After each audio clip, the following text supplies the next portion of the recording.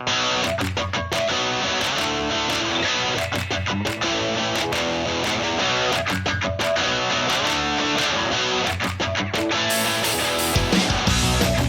this is Dr. Otto Jenkins for the New York Chiropractic Council, coming up April 21st through the 23rd at the Turning Stone, the mid-year.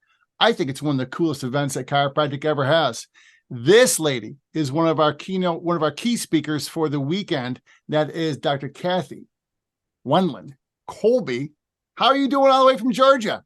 I'm doing great. I'm not as good as you. I'm not getting all the snow you guys are getting up there. So I guess I'm missing out on the winter wonderland, but I am doing good down here. You know, what's amazing about that is if we get this in November, it's like, oh no, but it's March. We're like, okay, let's go. Right. It's almost done. We'll get through it. It'll be fine by what Easter. You gotta do. Hey, so you're speaking in up in Turning Stone. It's been a while since you spoke for the council, hasn't it? It has been. It's been years. Years. Yeah. I'm looking forward to it, though. It's always a great group. It's always a lot of great docs, good conversations that go on outside the room, great speakers that go on inside the room. So I'm really looking forward to it. So you're actually speaking twice, once on scoliosis, and the second is health in the community. What's going to be the focus of that talk? So we're going to talk about some communication strategies and how to really get the right message to people that they can understand. Because look, you could be selling the greatest thing in the world, but if your message isn't right, people they'll never connect with you. So they'll never get in your door to even find out how it can benefit them. So we're really going to talk about how do you get these people to pay attention, right? Attraction, education, and then retention. How do you get them to stop and take notice of what it is that you have to offer them? Absolutely.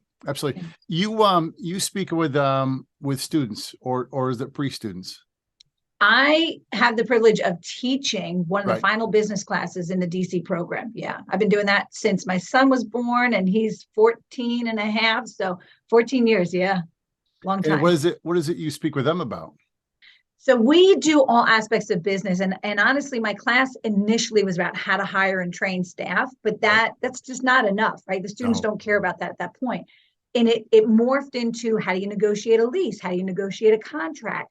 How do you get out of debt and build wealth, right? How do you change generations? How do you deliver a great adjustment? How do you communicate what you're doing? So the class has evolved over the last 14 years, as it should have. But I literally start the class by saying, any question you've ever had throughout chiropractic school that you've complained that nobody's answered for you, this is the weekend. Cool. Put it on the board. Either I will give you an answer or I will connect you with someone in the profession who can. And so we get the most amazing questions from the students that a lot of times they would never have asked anybody else. How do I practice with a spouse? What do I do if I'm going to, practice with one of my colleagues, one of my classmates? What do I do if I want to travel a lot and I don't actually want to be tied to one location? The questions that we get are just phenomenal. And it opens the door for the students to really dig deeper and think about like big picture stuff, not just like jump through the next hoop of boards and OSCEs, but real world, what do I do for the next 5, 10, 15, 20 years? Right. And don't you think that the communication of chiropractic is probably one of the biggest things that holds true success back? I absolutely believe that, because I think you can get sucked into the bubble when you're at school and think that everybody gets it. And then you get out in the world, and I hear people all the time, well, my community doesn't get it. No, honey, it's not your community. No, you don't understand. They're different in my community. They just don't get chiropractic. I'm like, no. They haven't heard chiropractic. They haven't heard a good explanation, and you haven't related it to their needs. Oof. That's a big issue, right? If we're too busy explaining what we want people to hear, and we never stop to listen to what they're looking for in the first place, we'll never communicate in a manner that they're going to be able to receive. Absolutely. I have to tell you, when I first started practicing, it was, I'm going to jam my idea of what chiropractic is down you, and I will keep on swinging till the bell rings. And some people got it. Some people took that, and a lot of people didn't. And I think I pushed a lot of people away my first numbers of years in practice, just because I wasn't as skilled then as I am now about that. So how do we prepare not only students, but the docs who are practicing for that communication leap? Right. So many people are afraid to really learn how to speak properly because there's an ego that goes into it. Like, of course I know how to speak. I learned how to Sure. speak as a kid, right? Right. But the reality is, and I say this all the time, you have two ears and one mouth for a reason. And unless you're standing on a stage giving a presentation, you should be using your two ears twice as much as that one mouth, Right. because you really need to listen and absorb what is it that people are looking for from you. Because just because they came in and said they had, neck pain, back pain, whatever, it doesn't even have to be a symptom, but whatever they came in complaining of may not necessarily be what they're looking for a solution for, because it's what that problem is doing to their life. How is that Right. affecting them being able to take care of their kids or go participate in sports or do the hobbies? If you don't find out what the real issue is, you'll be spinning your wheels having a conversation that really doesn't matter to people. Yep. Yep. We talk about with some of the students that we see around here that come from a local chiropractic college, and they're taught that within approximately six adjustments, if things aren't better, you should refer them out. And they asked me, what do I think about that? And I said, 6 adjustments. I'm just getting to know the person. The person is just finally getting to know themselves. It takes a Right. dozen or so. And they say, really? I said, yeah, really. It takes time for the body to heal. And it's not Right. going to happen. And it never happens in even number adjustments also. Although Right. that's the way it's And you always know said. what, Otto? I relate everything back to fitness because I got my start as an aerobics instructor, personal trainer. That's where I really started figuring out my life path, was when I was teaching aerobics at Jack LaLanne on Long Island back in the 80s, Jack and LaLanne. realizing Jack LaLanne, right? And remember, he was a chiropractor. But Yes. realizing that what I was doing was helping people with the most important thing they have, which is their health. That's where I got my start. So for me, it's so easy for me to relate things to exercise or relate them to the gym. And even if people don't go to the gym, they get the concepts, right? You can't tell somebody go to a gym for 6 visits. Right. And if you're not ready to step on stage and compete at the Arnold Classic, well, then you need to go do something different, right? Right. And that makes sense, but yet we only want to give chiropractic 6 visits when meanwhile they've been to 50 other visits with every kind of doctor, therapist, prescription, and those haven't worked, but we're only going to give chiropractic 6 visits. That doesn't make sense. Right. Right. Yeah. Healing takes time, and we have to break through everything that the people have done for their life before they walked into our office. And that's a lot. I always love I haven't done anything different in the last 10 years, Doc. Well, that might be part of the problem right there. That's part of the problem. Coming up April 21st to 23rd. This is one of the key speakers you're going to be hearing at the Turning Stone. You got to get there and hear a dynamic speaker who is Dr. Cathy Wendland-Colby. What are you going to be talking about when it comes to scoliosis? Because that is just, I see more scoliosis now than I ever did previously. So I started seeing scoliosis patients in school. You remember, like student clinic and outpatient clinic, all that kind of stuff. And one of my first patients in outpatient clinic had rods that had been put in her spine too young, and she bent the rods. Like, have you ever even seen this? So she had bent rods in her spine. So now she's permanently fixated in this position, and being able to adjust above and below. And of course, as a student, I was so into CBP, chiropractic biophysics, Sure, because it was the only technique that actually took muscles into consideration. And I really had an issue with that, coming from such a strong fitness background. When techniques were like, muscles don't matter, ligaments and tendons don't matter, I was like, hang on a minute, because they kind of hold things in place. And last I checked, we move as a unit. So I really got into CBP and being able to incorporate that into that patient's care. Yeah.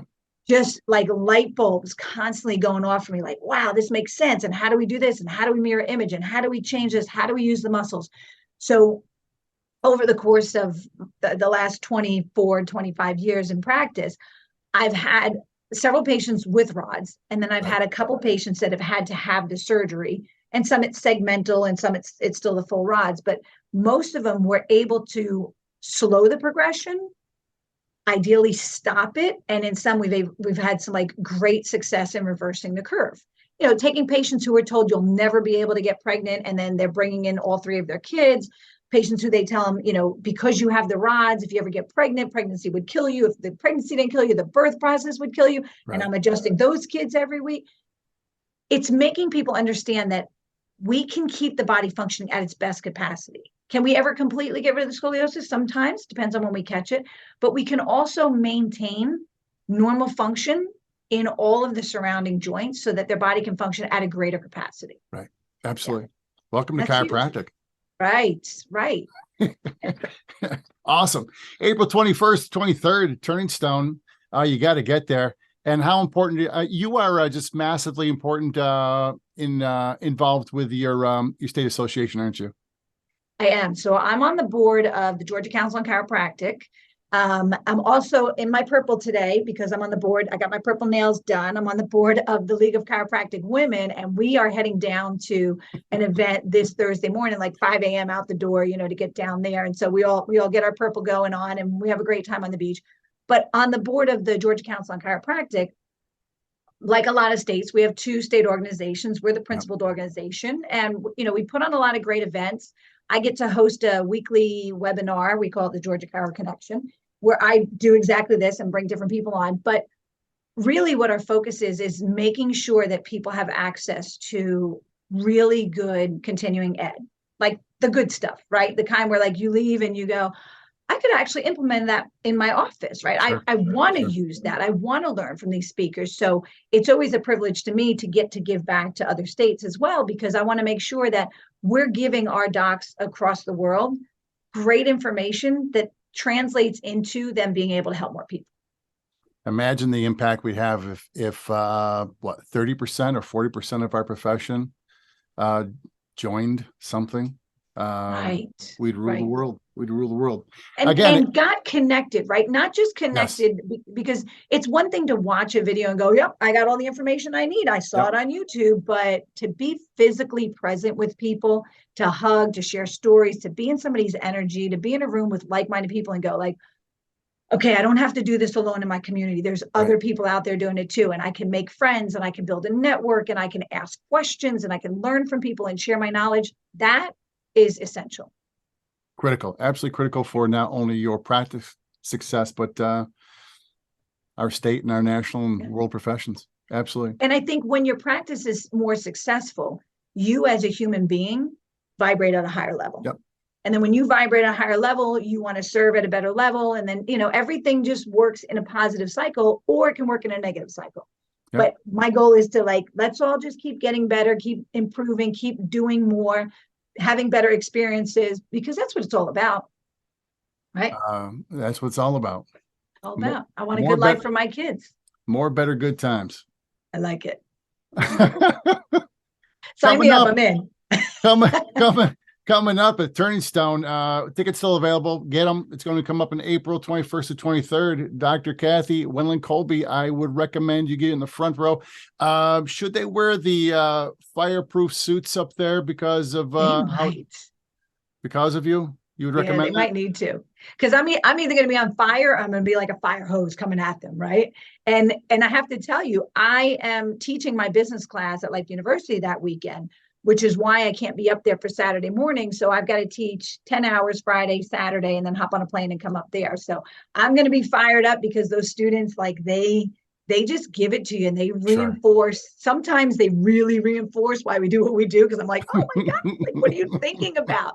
And sometimes they really reinforce it because I'm like, yes, our future's in good hands. So I could show up either way that weekend, but I promise you I will show up full of energy, full of excitement, and full of information that all of the docs that are listening right now, and if you bring your teams as well, you can bring this information back to your practice Monday morning. So please, if you haven't already signed up, register. If you're not already bringing your spouse or your team, consider it, because this is the kind of information at these weekends that you go and you get dipped and you come back all fired up and your staff is like, what got into you? Bring your team. Let them get fired up too, and let them see wow, these are the miracles of chiropractic. This is what we get so excited about.